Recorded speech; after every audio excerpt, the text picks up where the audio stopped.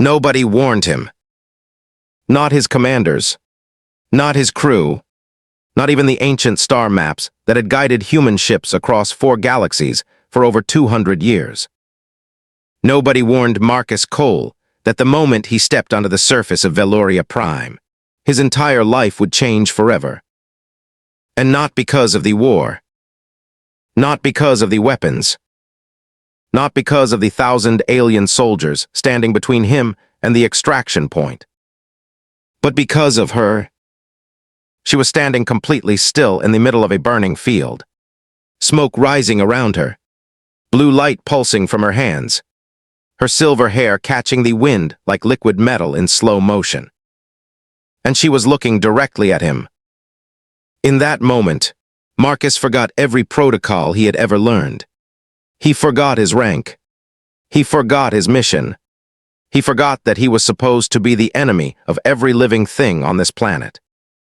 He just stood there, staring, because she was the most beautiful thing he had ever seen in his entire life. And she was very clearly not human. But here is the part nobody tells you about. Here is the part that changes everything.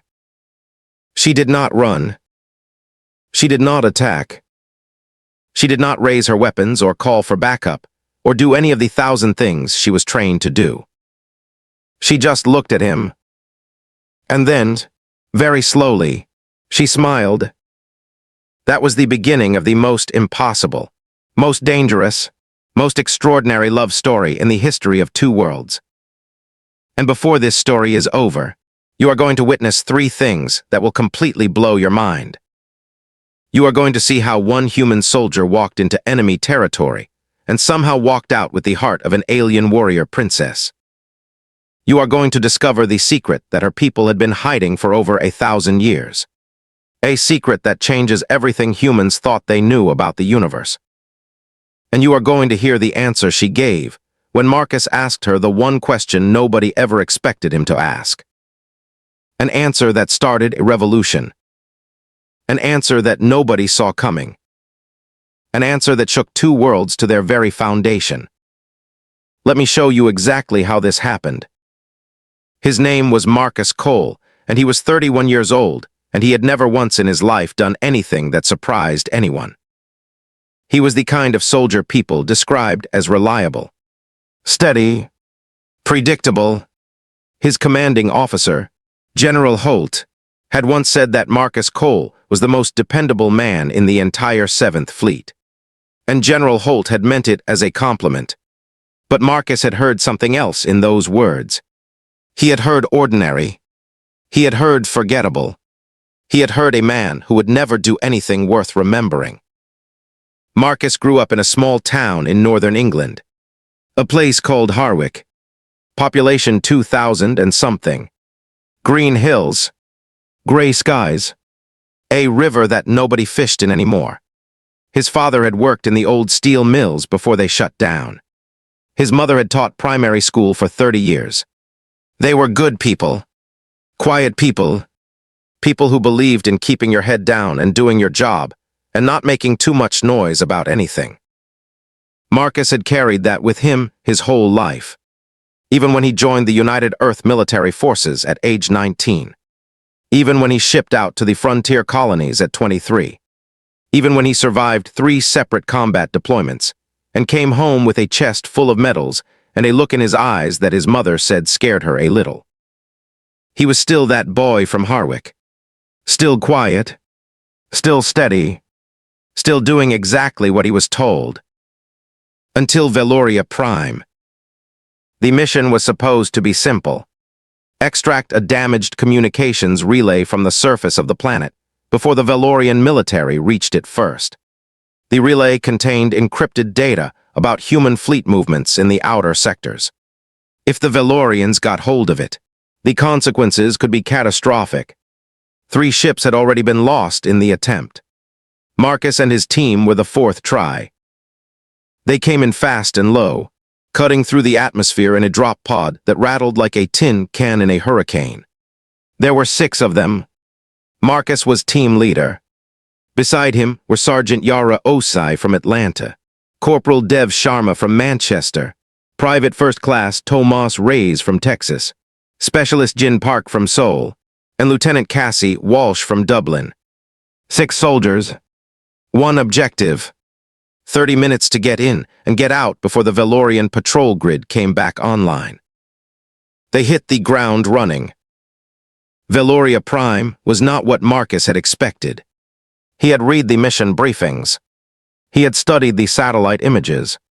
He knew the planet was inhabited by a humanoid species with advanced technology and a long history of conflict with human expansion into the outer sectors.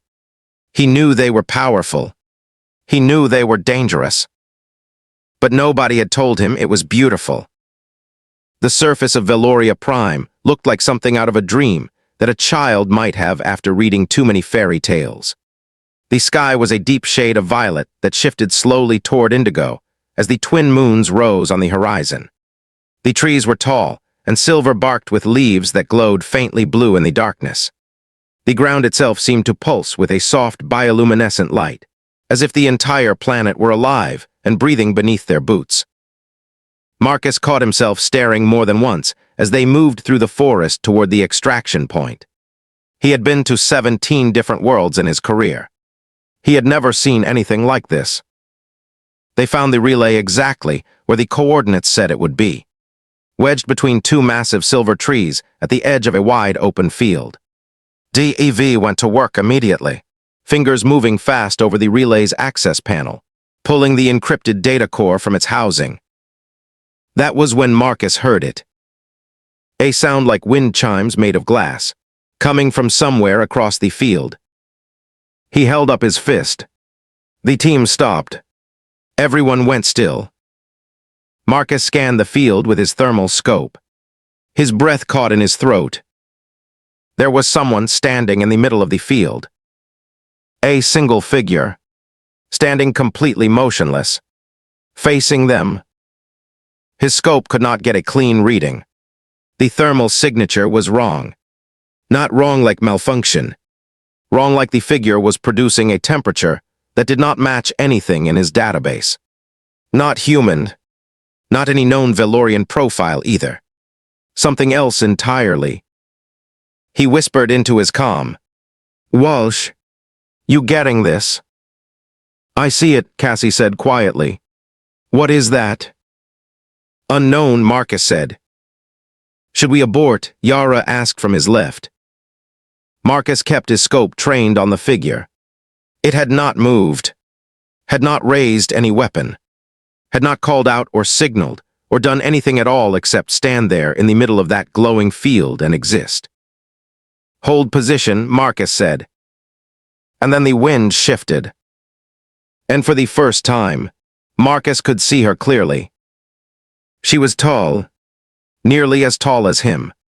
Her skin was a pale, luminescent blue, the kind of blue that reminded Marcus of deep ocean water on a clear day. Her hair was long and silver white, moving slowly in the night breeze like she was standing underwater. She wore armor, dark material with faint lines of electric blue running through it like circuitry. A long blade was strapped across her back. Her hands were at her sides, opened, relaxed, and her eyes, even from across the field, even through the scope, Marcus could see her eyes clearly. They were enormous, deep violet, filled with a light that seemed to come from somewhere inside her, rather than reflecting from outside. And they were looking directly at him, with an expression that Marcus had no word for in any language he knew. It was not hostility. It was not fear. It was something much more complicated than either of those things. It was recognition. Like she had been expecting him. Like she had known he was coming. Like this moment, this exact moment in this exact field on this exact night, was something she had been waiting for her entire life. Marcus lowered his scope very slowly. And he did something that every single rule in his training manual told him not to do. He stepped out from the tree line. "Cole," Cassie hissed. "What are you doing?" He did not answer. He did not know what to say. He did not have words for what he was doing, because what he was doing was not something that could be explained with words. It was something that was happening below the level of thought, below the level of training and protocol, and everything he had been taught about survival and caution, and keeping himself alive in hostile territory. He walked toward her. Each step felt strange. Not heavy, not slow. The opposite, actually. He felt lighter with every step, like gravity was loosening its grip on him, like the planet itself was making it easier for him to get to where he was going. She watched him come. She did not move, did not reach for her weapon, did not call out. She just watched him with those impossible violet eyes and that expression he could not name. He stopped about 10 feet away from her. Up close, she was even more remarkable. Her features were sharp and elegant. High cheekbones, a strong jaw, lips the color of dark plum. The bioluminescent light of the ground reflected off her skin and made her look like she was made of starlight and deep water. Marcus realized he had completely forgotten how to speak. She tilted her head slightly, studying him. Then she spoke. Her voice was like nothing he had ever heard. Low and clear and musical, with a harmonic quality to it, as if two voices were speaking at once, one slightly behind the other, creating a sound that resonated in his chest like a plucked string. He did not understand the words. He did not speak Valorian. But the tone was unmistakable. She was asking him a question. Marcus opened his mouth, closed it, tried again. I don't understand you, he said. His voice came out rough, barely above a whisper. She looked at him for a long moment. And then, very clearly, in accented but perfectly understandable English, she said, I know. Marcus stared at her. You speak English, he said. Some, she said. Enough. How? She glanced past him toward the tree line where his team was watching in absolute silence. Then she looked back at him. We have been watching your people for a very long time, she said. Marcus did not know what to say to that, so he said the only thing that came to mind. My name is Marcus. She looked at him for another long moment. The wind moved through her silver hair. The twin moons hung above them in the violet sky. I know that too, she said. And then the forest behind her erupted with the sound of Valorian patrol craft. Red lights cutting through the trees. Alarms screaming across the night. Everything happened very fast after that. But Marcus Cole would spend the rest of his life thinking about those 10 seconds in that glowing field.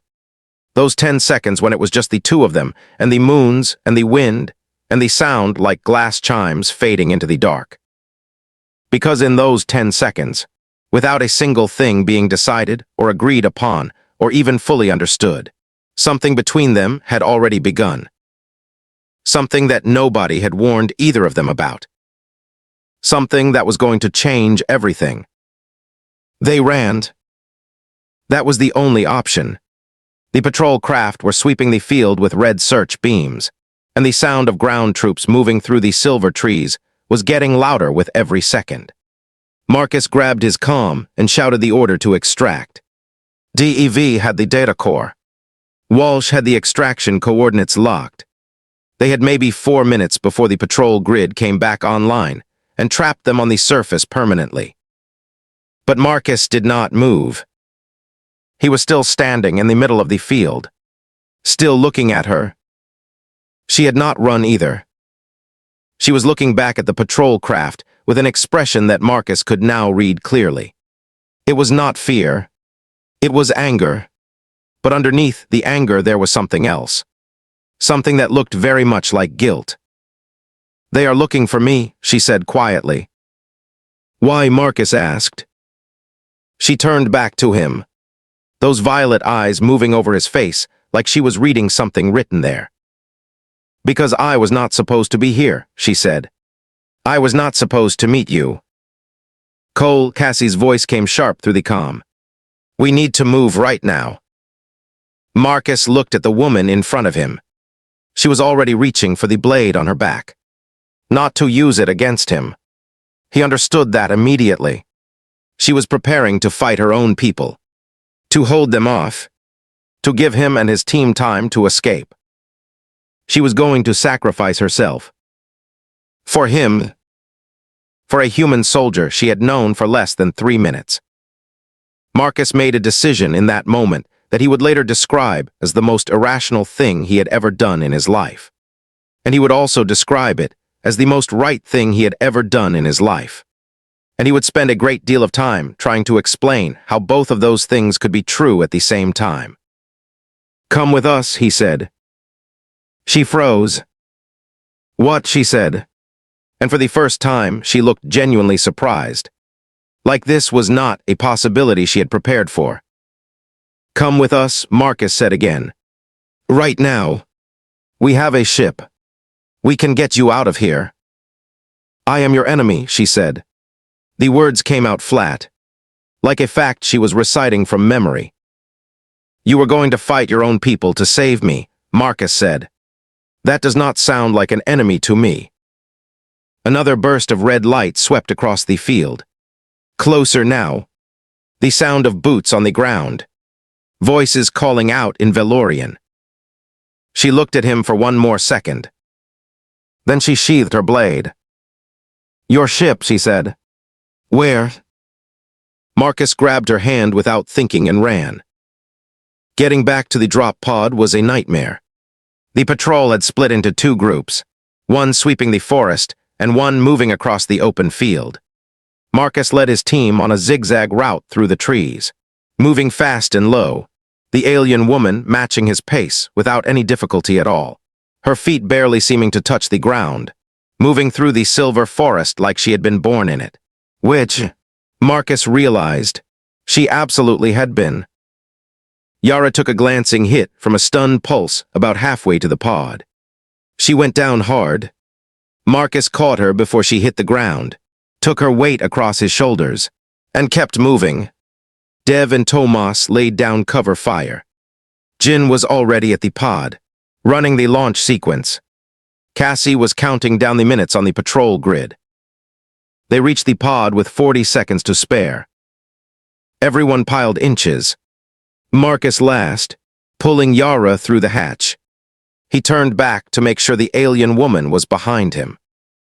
She was standing just outside the hatch, looking at the pod, then looking back at the forest, then looking at Marcus. He could see what she was thinking. He could see the enormity of what she was considering. She was about to leave her world, leave everything she had ever known, get into a machine built by the species her people had been at war with for over a century, and trust a human soldier she had met 10 minutes ago to take her somewhere safe. It was an insane thing to do.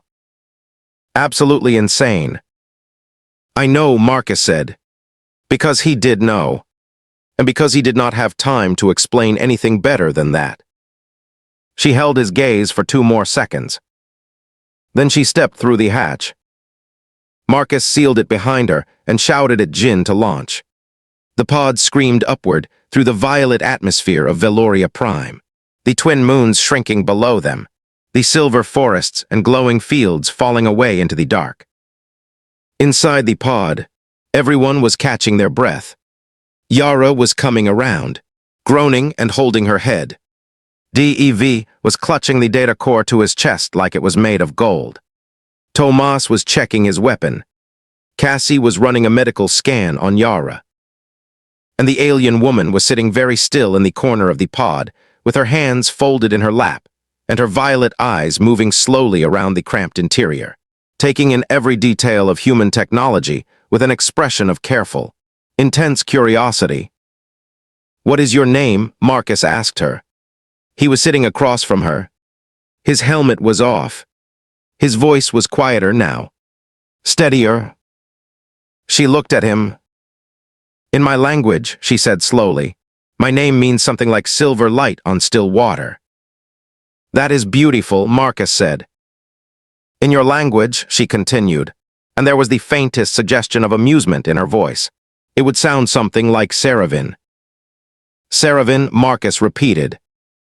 She tilted her head, watching his lips form the word. Close enough, she said. Cassie looked up from her scan and stared at Marcus with an expression that said very clearly that she had approximately 1,000 questions, and every single one of them started with the words, "What on earth are you doing?" Marcus ignored her. "Why were you in that field?" he asked Saravin. "You said you were not supposed to be there." Saravin was quiet for a moment.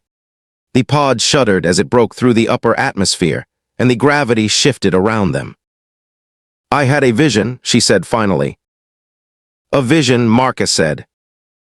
"My people have seers," she said. "Those who can perceive threads of possibility in the pattern of time. I am one of them. 3 cycles ago, I had a vision of that field, of that night, of you." Marcus stared at her. "You saw me," he said. "I saw a human," she said carefully, "standing in that field. In the vision, everything depended on that moment. The future of my people. The future of yours. Everything balanced on that single point." "What happened in the vision?" Marcus asked. "What did you see?" Saravin looked at him for a long moment with those deep violet eyes. "That," she said quietly, "is what I came to find out." The pod went silent. Outside the small viewport, the stars were appearing one by one as they cleared the atmosphere. An ocean of them, vast and cold and beautiful, stretching away in every direction into forever. Marcus looked at the stars. Then he looked at Saravin. She was already looking at him. And neither of them said anything else for a very long time. The Intrepid was a mid-class patrol cruiser. Fast, well-armed, and about as comfortable as a storage container with windows. It had a crew of 218, a commanding officer named Captain Vera Okonkwo, who had the personality of a drill press and the tactical mind of a chess grandmaster, and absolutely no protocol whatsoever for what to do when one of your soldiers showed up in the landing bay with an alien woman from an enemy civilization. Captain Okonkwo stood at the base of the landing ramp with her arms folded, and her eyes fixed on Saravin with an expression that was exactly equal parts fury and fascination. "Sergeant Cole," she said. Her voice was very quiet. That was never a good sign. "Captain," Marcus said, "would you like to explain to me what exactly you have brought onto my ship?" "Her name is Saravin," Marcus said. "She helped us complete the mission. Without her, we would have been cut off by the 2nd Patrol Group, and we would not have made it out." This was not entirely accurate, but it was not entirely inaccurate either. And it was the best he had. Okonkwo looked at Saravin for a long moment. Saravin looked back at her with calm, steady eyes. No fear. No aggression. Just that same careful, intense curiosity she had shown in the drop pod. Like she was cataloging everything, storing it all away. "Does she understand me?" Okonkwo asked Marcus. "She speaks English," Marcus said. Okonkwo's eyebrows went up slightly. "Does she?" She looked at Saravin directly. "Do you understand what I'm saying?" "Yes," Saravin said. "You are deciding whether I am a threat. You are also deciding whether Sergeant Cole has compromised this vessel by bringing me here. You are also calculating how much value I might have as a source of intelligence. And you are doing all 3 of these things simultaneously, while maintaining an expression designed to project authority and control." A long silence followed this. Several crew members nearby suddenly found very interesting things to look at on the floor. Something moved in Okonkwo's eyes. Not quite a smile, but something adjacent to it. "Put her in observation room 3, she said. "Comfortable, not a cell. And get me a full debrief from Sergeant Cole in 20 minutes. She turned and walked away. Marcus let out a breath he had not realized he was holding. The debrief lasted 4 hours. Marcus told Okonkwo everything. The field, the patrol craft, the decision to bring Saravin aboard. He did not try to explain the part that could not be explained. The part where he had looked at her across that glowing field and known with absolute certainty that she was important. That she mattered. That leaving her behind was something the universe would not forgive him for. He stuck to facts. Okonkwo listened without interrupting. She asked precise, sharp questions. She made notes. She pulled up satellite images of the field and the patrol routes and had Marcus trace his exact movements. She was thorough in the way that only someone who had survived 30 years in military command could be thorough. When it was over, she was quiet for a moment. "You know what this means politically," she said. "Yes," Marcus said.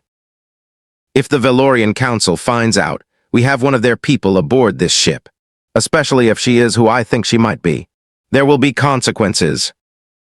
"Who do you think she is?" Marcus asked. Okonkwo looked at him steadily. "That marking on her armor.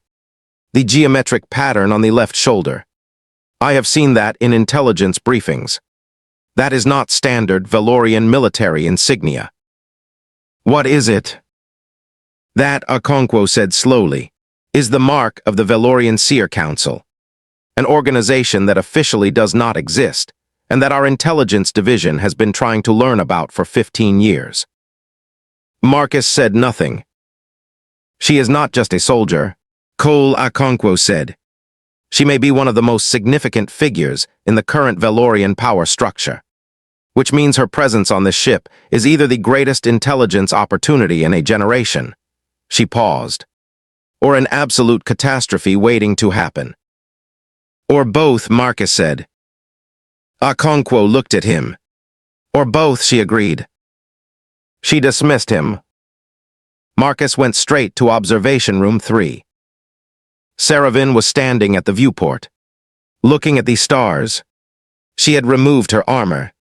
Underneath she wore a simple dark garment, close-fitted, with no markings.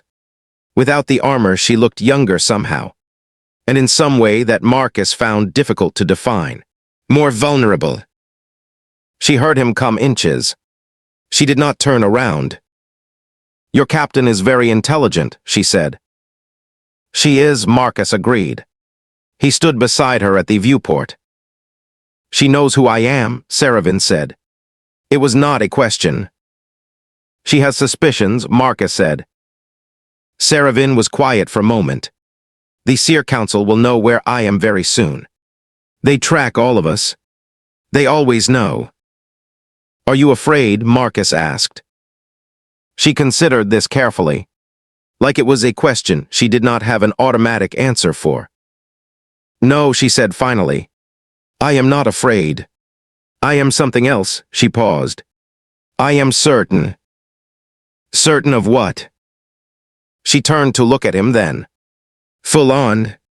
Those violet eyes catching the starlight from the viewport and doing something extraordinary with it. "In my vision," she said, "I saw this moment too. This room. These stars. You standing beside me like this." She tilted her head. "I saw what came after it as well." Marcus felt something move through him. Something electric and heavy at the same time. "What came after it?" he asked quietly. Saravin held his gaze for a long moment. "Many things," she said. "Hard things. Beautiful things. Things that will cost both of us more than we can currently imagine." She looked back at the stars. "But at the end of all of them," she said, "there was something I have never seen in any other possible thread of the future." "What?" Marcus said, his voice barely above a whisper. "Peace," she said simply. "Between your people and mine. Real peace. Not a treaty. Not a ceasefire. Peace. And it starts here," Marcus said. "With us." She did not answer right away. She kept her eyes on the stars for a long time. Then she said, "It starts with a choice that neither of us has made yet." 3 weeks passed. The Intrepid had been rerouted to the Meridian Station, a deep space outpost sitting at the edge of the contested zone between human and Valorian-controlled space. The data core DEV had pulled from the relay turned out to be even more valuable than anyone had anticipated, containing not just fleet movement data, but evidence of a secret back-channel negotiation that had been going on for over 2 years between a faction of the Valorian Council and a group of human corporate interests who were profiting enormously from the continuation of the war. It was a bombshell. It was also incredibly dangerous information to possess. Okonkwo sealed the data and sent a heavily encrypted copy to Earth Command. She kept the original locked in her personal safe. She told her crew nothing, and she told Marcus very little. But what she did tell him was enough. "This war is not what we have been told it is," she said simply. "It never was." Meanwhile, Saravin had become something unprecedented on the Intrepid. She was officially listed as a protected intelligence asset. Officially, that meant she had access to comfortable quarters, regular meals, and restricted movement around the ship. Officially, she was cooperative but guarded, providing limited information about Valorian military structure and nothing at all about the Seer Council. Unofficially, she had somehow become woven into the fabric of the ship in a way that nobody had planned for and nobody quite understood. It started with Yara. Yara's stun injury had left her with persistent headaches and a sensitivity to light that the ship's medical officer was struggling to treat. On the 5th day, Saravin asked to see her. Medical Officer Chen was skeptical, but Okonkwo gave permission. Saravin spent 20 minutes with Yara, hands resting gently on her temples, eyes closed, doing something that Chen's instruments could not identify or explain. When she finished, Yara's headaches were gone. Completely. Every reading normal. Chen spent 2 days trying to figure out what had happened. She never did figure it out. After that, people started finding reasons to talk to Saravin. Not about intelligence, not about the war, just to talk. DEV showed her how the ship's navigation system worked, and she spent 6 hours asking questions about it, her questions getting progressively more sophisticated, until Dev quietly admitted to Marcus that she probably understood it better than he did. Tomas taught her how to play poker. She won every hand for the first 3 days, then started losing strategically so the other players would not feel bad, until Tomas figured out what she was doing, and she had to admit it with that faint, almost smile that Marcus was beginning to recognize as the Valorian equivalent of genuine amusement. And Marcus came to her viewport room every evening. They talked about everything, about nothing, about Harwick and the gray skies, and his father's hands calloused from years of steelwork, and his mother's voice reading to him at night. About the silver forests of Veloria Prime and the festivals of light her people held when the twin moons aligned, and the way the whole planet seemed to sing on those nights. About war and what it cost, and what it was for, and whether the people who started wars ever really understood what they were asking others to pay. She was unlike anyone he had ever talked to.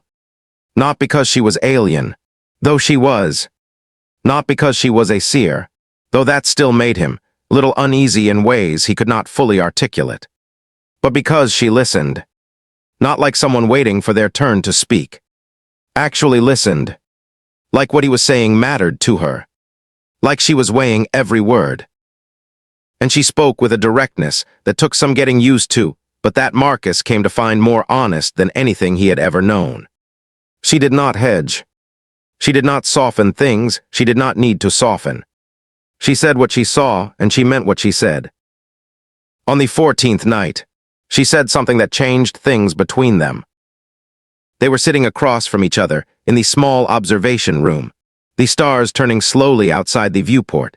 A pot of the bitter coffee Marcus could not function without sitting between them, which Saravin found deeply confusing, but had gamely tried twice. "May I ask you something personal?" she said. "You can ask me anything," Marcus said. She was quiet for a moment, choosing her words with care. "You are afraid," she said. "Not of the war. Not of me. Of something else. Something inside you. I can see it." Marcus looked at his coffee cup. "I told you my vision," she continued. "I told you that I saw peace. I told you that it begins with a choice." She paused. "Your fear is about that choice. About what it would require of you." Marcus was quiet for a long time. "My whole life," he said finally, "I have been the person who does what they are supposed to do. What they are told to do. What makes sense. What is safe." He looked up at her. "This is none of those things." "No," she agreed. "It is not. And you are asking me to walk into it anyway." "I am not asking you anything," she said carefully. "I am telling you what I saw. The choice is yours. It has always been yours. The vision shows me possibilities, not certainties. The future is not fixed. Not even for seers." "Then it might not happen," Marcus said. "The peace. All of it. It might not happen." "It might not," she said, "if the choice is not made." "Yes. But if it is." She looked at him across the small table. Those violet eyes, full of something that Marcus had no word for in any language, but that he understood completely. "If it is," she said quietly, "then everything changes." Marcus looked at her for a long moment. Then he said, "I am not afraid of you." "I know," she said. "I am afraid of how much I trust you," he said. "How fast it happened. How certain it feels. I have never felt certain about anything in my life." Something moved across her face. Something soft and startled, like she had not expected him to say that. Like it had gotten past her defenses. "Neither have I," she said, very quietly. The stars turned outside the viewport. Neither of them moved for a very long time. On the 21st day, the Valorian warship appeared. It came out of nowhere. One moment the scanner was clear. The next, a vessel 3 times the size of the Intrepid was sitting off the port bow. Weapons charged, hailing frequency open. Red alert. Battle stations. Every member of the crew moving fast to their positions. Marcus was in the corridor when it happened. He ran to the bridge. Okonkwo was already in her command chair, her face completely composed. On the main screen, a Valorian officer in elaborate black and silver ceremonial armor was speaking. The universal translation system was struggling slightly, but the meaning was clear. They wanted Saravin back. Not a request. A demand. Okonkwo kept her voice level. Kept the conversation going. Stalled. She was buying time. Time for Earth Command to respond to her earlier messages. Time for someone with more authority than her to make the call. Marcus did not wait. He went to Saravin. She was already standing at her viewport, looking at the Valorian ship hanging in the dark outside.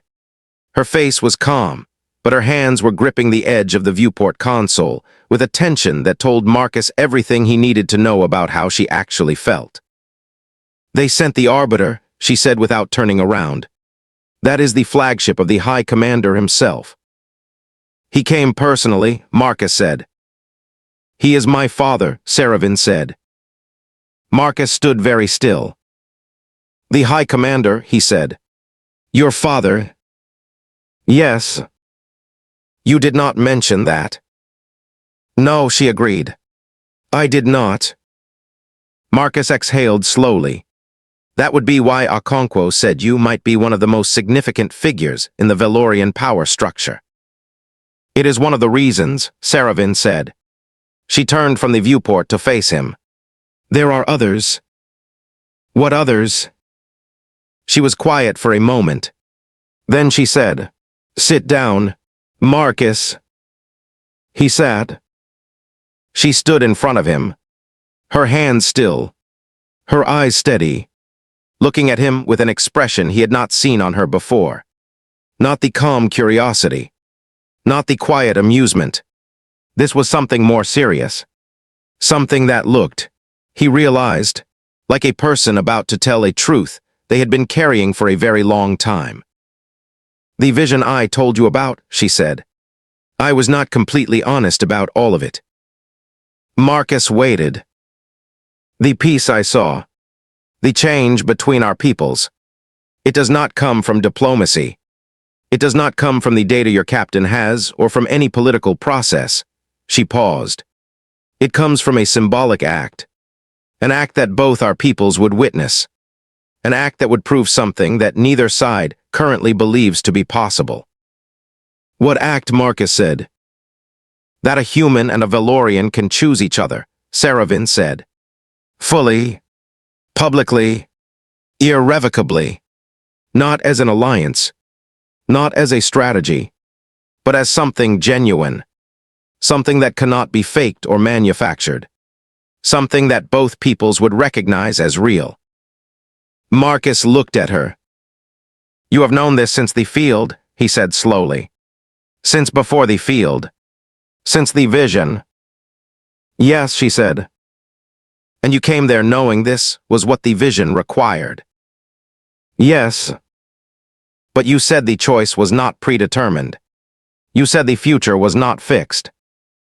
"It is not," she said. "I knew the possibility existed. I knew what would be needed if it were to happen. I did not know if it would happen. I do not know now." She held his gaze. "I do not know what you will choose. Marcus, I only know what I have chosen." "What have you chosen?" he said. She did not look away. "I chose to be in that field," she said simply. "I chose to get into your ship. I chose to stay. Every morning on this ship I have chosen to stay. Not because of the vision. Not because of my people or yours or the war or the peace." She paused. "Because of you." The Valorian warship was still out there, massive and silent in the dark. Marcus's comm was buzzing. Okonkwo's voice asking for his location. The whole ship vibrating with tension and urgency. Marcus looked at Saravin for a long moment. Then he stood up. "I need to talk to your father," he said. Saravin's eyes widened very slightly. "Marcus." "I need to talk to him," he said again. "Directly. Just me and him." "He will not agree to that." "Ask him," Marcus said. "Tell him his daughter is safe.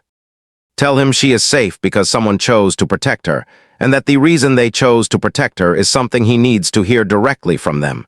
He paused. "Tell him I am asking as one father's son to another father. Tell him I am asking out of respect." Saravin looked at him for a long moment. "You understand," she said quietly, "that my father has killed humans for far less than what you are proposing." "I know," Marcus said. "And you are asking anyway." "Someone has to," he said. "Might as well be me." Something crossed her face. Something that Marcus now had a word for. He had seen it in his mother's eyes, sometimes when she looked at his father. He had seen it in old photographs of people who had found the thing in this world that made the whole rest of it make sense. He had just never expected to see it looking at him. The channel opened. High Commander Vale of the Valorian Grand Council looked exactly like what he was. A man who had spent 60 years making decisions that shaped the fate of an entire civilization. His face was older than Saravin's, his blue skin slightly darker, his silver hair cropped close. His eyes were the same violet as his daughter's, but where hers held curiosity and warmth, his held something else. Weight. The accumulated weight of decades of command and loss. He looked at Marcus through the screen with an expression that was not quite hostility, but that was not anything comfortable either.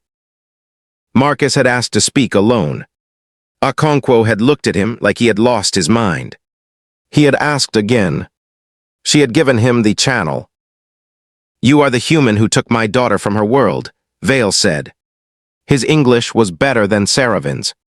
Smoother, more deliberate. I am the human your daughter chose to come with, Marcus said. There is a difference. A pause. Very brief. You are either very brave or very foolish, Vale said. Probably both, Marcus said. Sir.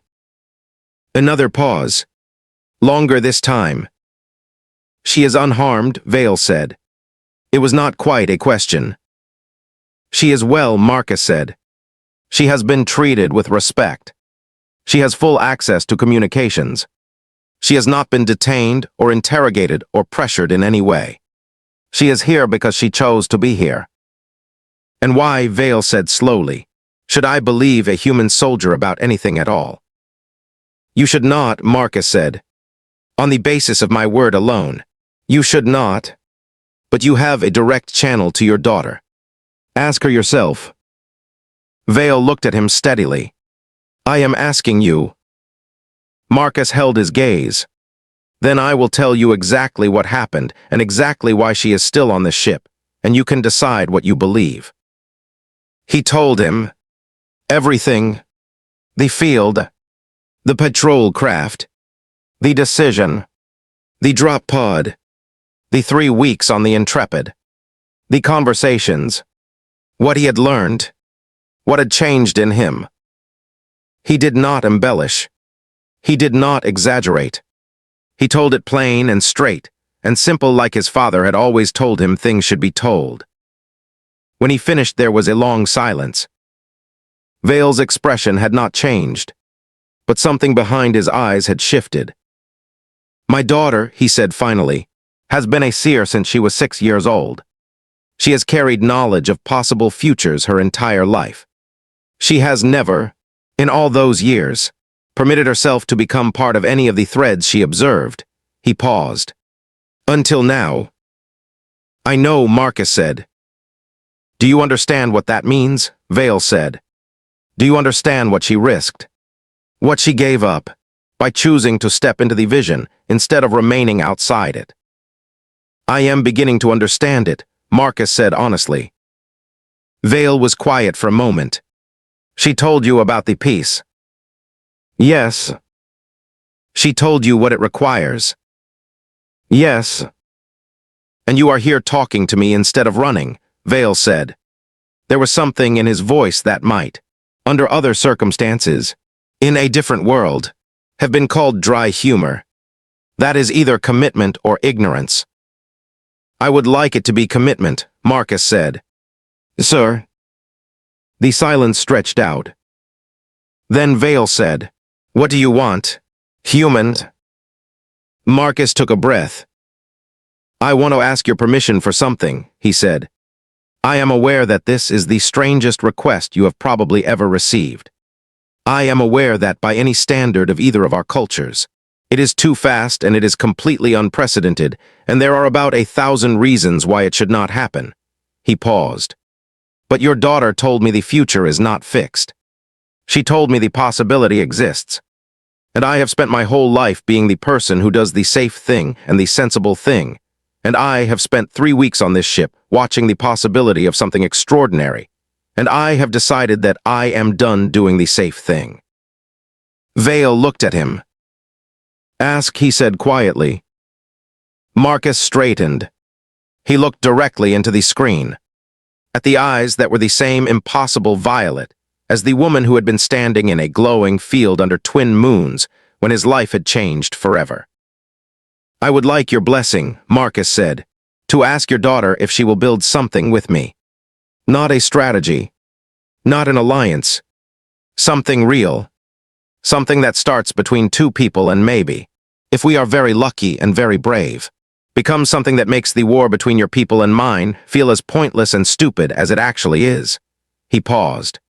I know I am nobody. I know I am a sergeant from a small town in England, and you are the high commander of an interstellar civilization. I know the distance between us in every measurable way is enormous. But I also know that I have never been more certain of anything in my life. And your daughter told me she feels the same. The longest silence yet. Vale looked at him for what felt like a very long time. Then he said, "You know she will outlive you. Valorians live 3 times as long as humans." "I know," Marcus said. "You know her people will not accept this easily. Neither will yours." "I know," Marcus said. "But someone has to go first." Vale was very still. Then, slowly, something moved in his face. Something that Marcus recognized immediately, because he had seen it in Saravin's face too. That same involuntary softness. That same thing getting past the defenses. "Bring her to the screen," Vale said quietly. Marcus went to get Saravin. She came to the bridge. She stood before the screen and looked at her father. For a moment neither of them spoke. Then they spoke in Valorian, fast and quiet, and Marcus did not understand the words, but he understood the tones, and he understood the moment when Saravin's composure cracked slightly, and her father's did too, and they said whatever needed to be said between a father and a daughter who had both been carrying impossible things for a very long time. When it was done, Saravin turned to Marcus. Her eyes were bright. He said yes, she said. Marcus looked at her. The bridge was completely silent. Okonkwo watching from her command chair. The whole crew frozen in place. 200 people holding their breath. Marcus reached into his jacket pocket. He had been carrying it for 2 days. A small thing. Simple. He had made it himself in the engineering workshop, from a piece of titanium alloy left over from a hull repair, shaped into a plain band with a single groove cut into it. It was not elegant. It was not particularly beautiful by any standard of either civilization. But it was made by his hands, and it was real. He held it out. He said, "Saravin, I do not have a speech. I do not have a plan. I do not even have a good reason why this makes sense. All I have is certainty. And I am asking you, in front of your father and my captain and everyone on this ship, if you will take the next step of this with me. Whatever it costs, wherever it goes. Together." Saravin looked at the ring. Then she looked at him. Then she turned around and looked at the screen where her father's face was. And something passed between them that needed no translation. She turned back to Marcus. The stars outside the viewport were very bright. She reached out and took the ring from his hand. And she said, "Yes." Nobody warned them how hard it would be. In the weeks and months that followed, Marcus and Saravin faced obstacles that made the war itself look simple. There were hearings at Earth Command where Marcus was questioned for days about his judgment and his loyalties. There were Valorian council members who called for Saravin to be brought home and stripped of her seer status for what they called a betrayal of her people. There were protests. There were threats. There were people on both sides who said it was a trick, a manipulation, a political maneuver disguised as a love story. And yet, the data core Okonkwo had sent to Earth Command turned out to be the key that unlocked everything. The back-channel communications between Valorian council factions and human corporate interests who had been fueling the war for profit. When that information became public, simultaneously released on both sides by Okonkwo and by a Valorian intelligence officer who turned out to be someone Saravin had quietly contacted through her father, the reaction was seismic. People who had believed the war was necessary began asking new questions. People who had believed the enemy was irredeemably different began watching footage of a human soldier and a Valorian seer standing together, and saying things in their own words that no propaganda on either side could easily dismiss. The ceasefire came 8 months after the night in the field. The peace talks began 4 months after that. They were long. They were difficult. They nearly collapsed 3 times. But they continued, because something had shifted in the conversation between the two civilizations. Something small and human and impossible to quantify had changed the temperature of everything. Marcus was there for the signing, not as a diplomat, not as an officer, Just as himself, Saravin stood beside him, her hand in his. And Vale, the High Commander of the Valorian Grand Council, the most powerful figure in an interstellar civilization, sat across the table from the Secretary General of United Earth and signed his name to a document that ended 100 years of war. Afterward, in a quiet moment that nobody photographed and nobody recorded, Vale walked over to Marcus. He looked at him for a moment. Then he put his hand briefly on Marcus's shoulder, said nothing, walked away. Marcus looked at Saravin. "What did that mean?" he asked quietly. She smiled. The full, real, unguarded smile that he had come to understand was the rarest and most valuable thing she had. "In my culture," she said, "that gesture means something like 'well done, son.'" Marcus looked at the stars through the great windows of the treaty hall. He thought about a small town in northern England. Gray skies, his father's hands, his mother's voice, the boy who had never once surprised anyone. And he thought about a glowing field under twin moons, and a woman made of starlight and deep water who had turned around and changed everything. Nobody had warned him. And he was very, very glad about that. If this opened your eyes to what is possible when two people choose something extraordinary over something safe, then stay with us, because the next story in this series goes even deeper into the world of Valoria Prime and reveals the secret the Seer Council had been protecting for over 1,000 years. A secret that makes everything that happened here look like just the beginning. Let's take a moment and remember what made this story extraordinary. One ordinary man from a small town walked into an impossible situation and chose something real over something safe. A woman carrying the weight of visions and destiny chose to step into the story instead of watching from outside it. A father who had every reason to say no found something in honesty that moved him more than authority ever could. And two civilizations, locked in a war that was never truly theirs, found a crack of light in the most unexpected place and slowly, painfully, bravely, let it grow. That is what this story is about at its core. Not alien technology, not interstellar politics. The simple, radical, terrifying act of choosing something you cannot fully explain because it feels more true than everything you can. If this story moved you, hit that like button right now. It genuinely helps this channel reach more people who love stories like this one. And if you want to be here when the next chapter of this universe drops, subscribe and hit the notification bell because you do not want to miss what comes next. For those of you who want to go deeper, the next video is already waiting for you. It is called The Secret the Seer Council Never Wanted You to Know, and it will reframe everything you just watched in a way that you absolutely did not see coming. Click it now. Watch it next. You have been warned. And here is the question I want you to answer in the comments right now. If you had been Marcus in that field, with every protocol and every rule and every sensible instinct telling you to walk away, would you have walked toward her or away? Tell me honestly. I read every comment, and I genuinely want to know what you think. This has been HFYSCIFI. Thank you for being here.